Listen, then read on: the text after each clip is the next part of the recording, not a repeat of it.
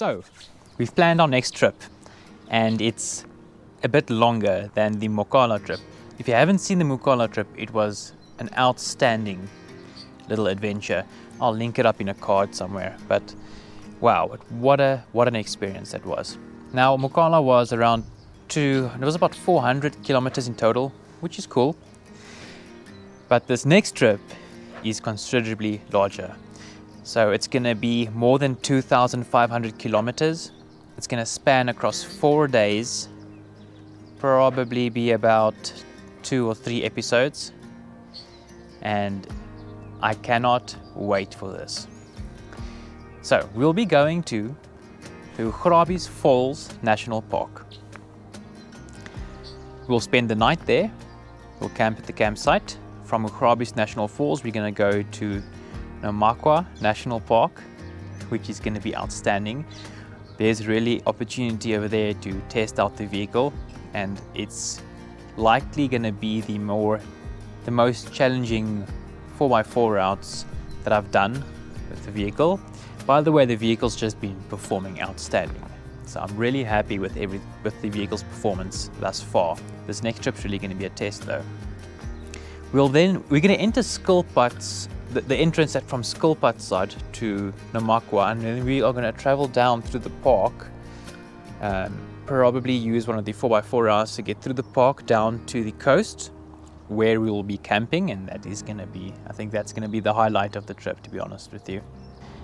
Then we will head home and we'll leave the southern exit from Namakwa, and we'll have an interesting stop where we will camp as well.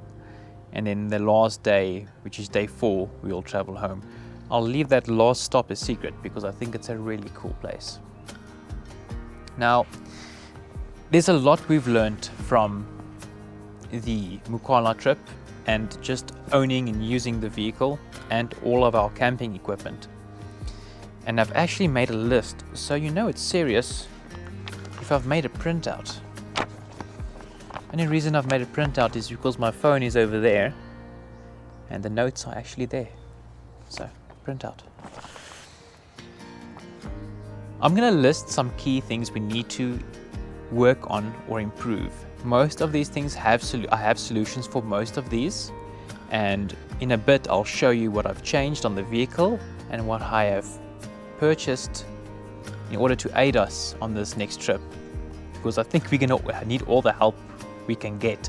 This next trip, to be honest, we spontaneously slapped this together. Wife's birthday is coming up, and we just slapped this together on Tracks for Africa. Tracks for Africa is great, by the way, if you've never used it or seen it. The trip planner is free, so I'd highly suggest you go and take a look at that, because I couldn't plan this trip on any other platform other than Tracks for Africa. I'm sure there's other platforms that exist, but Tracks for Africa just works great. I've even purchased the South African map on the Guide app, and if you don't know too much about that, go have a look on Google. It's brilliant, it is. So me and wife slapped this together, and after we plotted everything roughly on Tracks for Africa, we thought about it and we might have bitten off a bit more than what we can chew. So it's kind of one of those challenge accepted moments, but we really need to make sure we prep correctly to make this trip safe, which is one of the most important things. We need to make sure it's safe, and we also need to make sure we enjoy it, right? So here's a few key problems that we have come across using the vehicle and going to Mokala. Power is a problem. Power for charging equipment and keeping the phones charged and all that. Shade, we don't have a gazebo or an awning. Well, we have one now, and I'll show you that in a bit, but that was one of the issues we had to address. The mattress that we've used, the inflatable mattresses, are crap. We've thrown that away and gotten something else.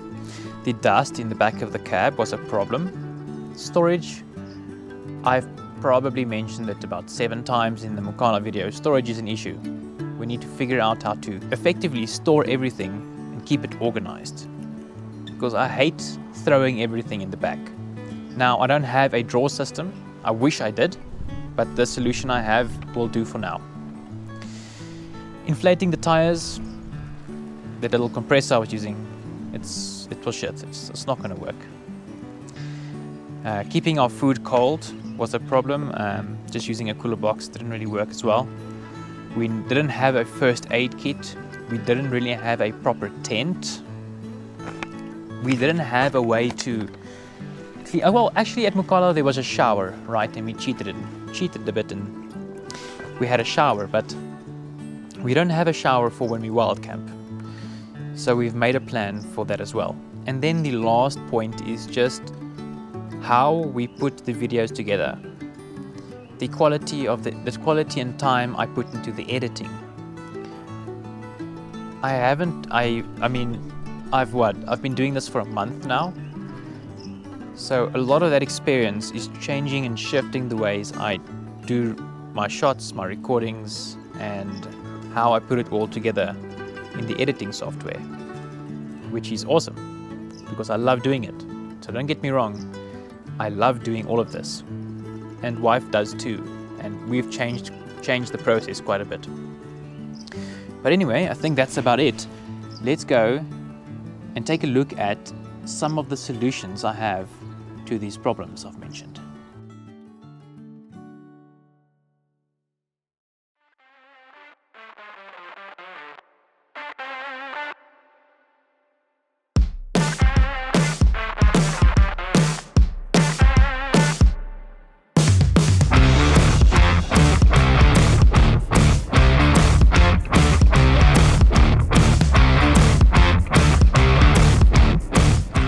Now, you already have noticed that there is some additions on the car, and I believe what we will do is we will go over all of these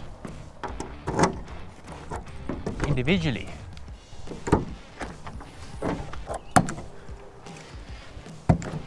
But really, it's really starting to look cool though. It's getting that Overlander look, right? Might not be the most amazing awnings or anything, but I think it looks pretty cool.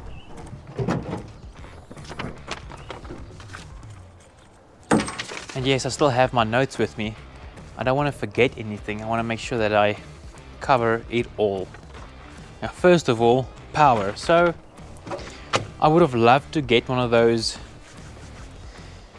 it's called an Eco Flow or the Jackery, those portable UPSs that you, or portable inverters, whatever you want to call them, and you have a solar panel that you can use to charge it. I would have loved one of those. It's just not in the budget right now, but I have a solution. It's a computer UPS. That's it. I've tested it out a bit and it works. I mean, it will charge my laptop a few times, maybe not a few times, but this is really all I can use. And the thing is, I really just want to have an extra power source at least, so that if anything happens, that I have a way to charge my laptop to back up all the footage and to maybe charge our cell phones and all that. So this is gonna have to do. Computer UPS. It's very nice, very fancy. So for shade, I've gotten myself the Tentco Bundu canopy. The idea behind the Bundu canopy is you would just unclip it, loosen the ratchet strap that I'm using to keep it up. This folds down. I don't even know if I'm in frame over here, but this folds down and it opens up, and you set up the it's a gazebo essentially. Now, it's not an awning that you can just pull out and hook on and it's done, but this, when it's set up, it looks awesome. It provides a lot of shade. It's really sturdy. The only problem I foresee with this is when we are on the coast, you can't really use pegs, can you? So I have ordered a few additional pegs, tent pegs, that might work better in the sand. I might even just get a few sandbags as well. not official sandbags, literally just bags that are full with sand that might help with that. But we'll just have to wait and see how the terrain looks. The mattress I've got, I don't even know if it's worth getting. I'm gonna get it. I'm gonna get it anyway. It's a mattress. I don't know what to say about it. It's a mattress and you sleep on it, and it's, well, one thing I can say about it is it's much better than those inflatable mattresses. It's lighter than the inflatable mattresses. It doesn't pack away as compact as them, but I mean, it's great. We actually slept on it in the living room. Really cool, I like it. And I'm probably gonna be storing it in the back here, just to keep everything neat and organized. Dust seal kit. Bamboo Sands have sent me a dust seal kit. Now we are still planning to put it all together. So all these things you see lying in the back here are all parts of the dust seal kit. And looking at the construction of it, I'm pretty certain it's gonna connect like this and be riveted in. Storage was a big thing for me, and I've been complaining about it for quite a while. It's going to be held in place by these stretchy straps, and the idea is, now at the moment it's still a bit disorganized because we just put everything in here just to kind of proof of concept it, lay it out and see if it would work. And it does work because most of our camping gear is already packed into these bins, and you can pull them out, you can access everything you need to access, and I think it's pretty cool. The things that I really need quick access to, like my compressor, the Indiflate, and maybe tools, are all in the crate in the front right. It's not really a crate, it's more like a bin, and I think that's going to work awesome. We're going to give it a test run on this long trip, but it really looks and feels way more organized. Yeah, speaking about the bin in the front, let me show you the compressor I've got, because this has really changed things. There it is, the new compressor. Mac Afric compressor from Ardendorf. Now, I've looked at a lot of compressors and they all can do around 80 to 120 liters per minute, and I was kind of advised to get one that can do 120 liters per minute. This guy can do 300 liters per minute. And I've tested it a few times. It works really quick, it works well. And it was like 2,000 Rand.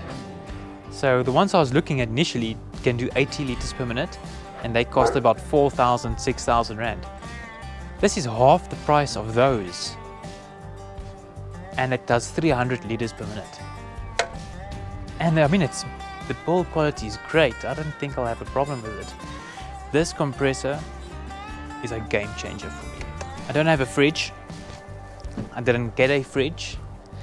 So the problem with keeping the food and the meat cold and fresh still exists. Now, even if I do get a fridge, I'll need to power it. And I'm sure there's a way I can power it. I know my vehicle has a socket at the back that I could potentially use to power a fridge. But I really don't want to use the vehicle to power anything as much as I can, because one mistake and we drain the battery and then we can't start anymore. So fridge is still a problem. We're just gonna have to prep the meals that we're taking with in a way that the last meals that we would eat would be more canned food or something, right? Something that's non-perishable. So that's an adjustment we're just gonna have to make for this trip. First aid kit, that's pretty important. My wife was really pressing me to get a first aid kit, and that also brings up another topic, and that's first aid training. I have done very basic first aid training. Wife has also done basic first aid training. We really need to get our first aid training up to spec, and I have ordered a first aid kit now. The tent we were using was I can't remember the name. It's really, I think it was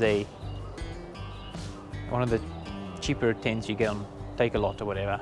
And that tent has lasted me quite some time and has really done its job. It's got a few holes here and there, and I really think it's just time to upgrade it.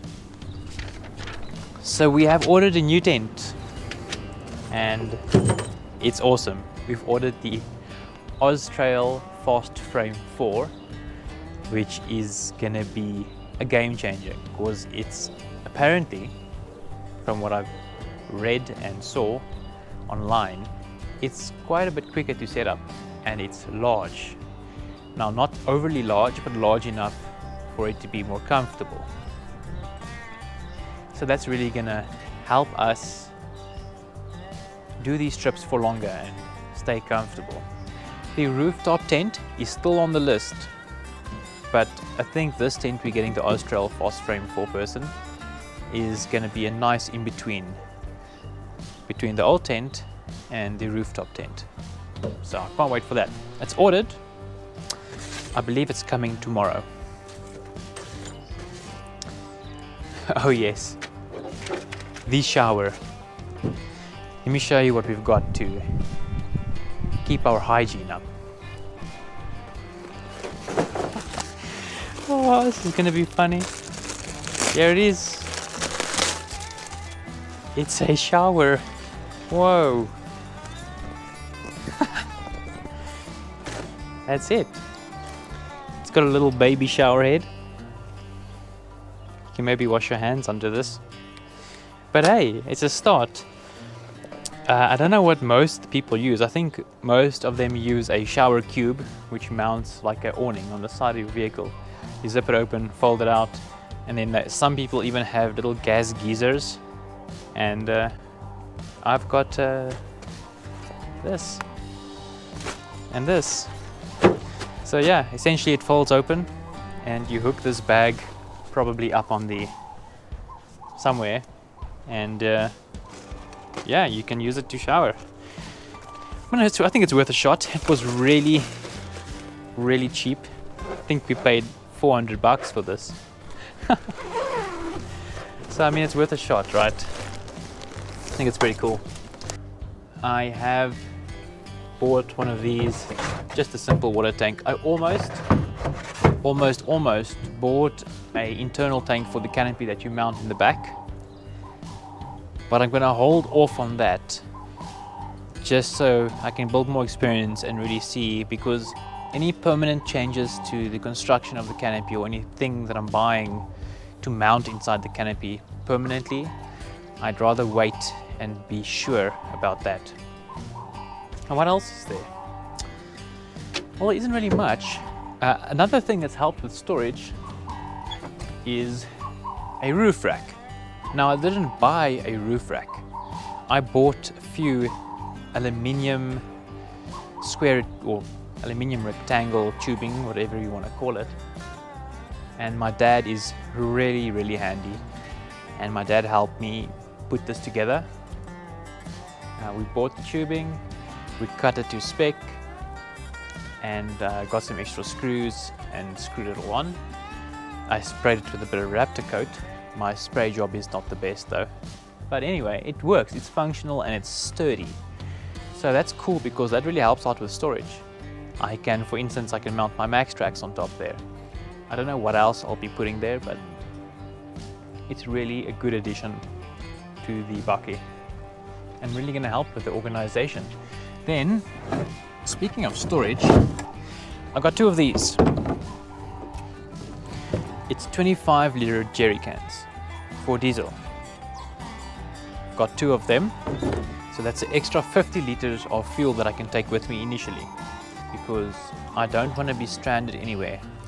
I'm still trying to gauge how much fuel my vehicle uses doing driving over different types of terrain, and seeing that we'll be doing around 250 kilometers of off-road in what seems to be sand, like sea sand, I can really expect the fuel consumption to be much more. So I'm going to take some of these as an extra precaution.